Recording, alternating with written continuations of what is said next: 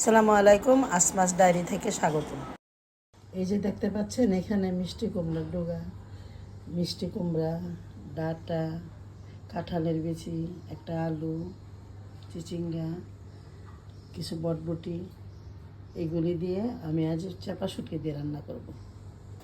আমি এখানে আলু, কাঁঠালের বিচি আগে দিয়ে দিই, তো একটু পানিও দিয়ে দিচ্ছি, কত লবণ দিয়ে দিলাম, একটু রসুন বাটা দিলাম, হলুদের গুঁড়া দিলাম, একটু মরিচের গুঁড়া দিলাম, কারণ কাঁচামরিচ বেশি দিব তো তাই কিছু কাঁচামরিচ দিয়ে দিলাম।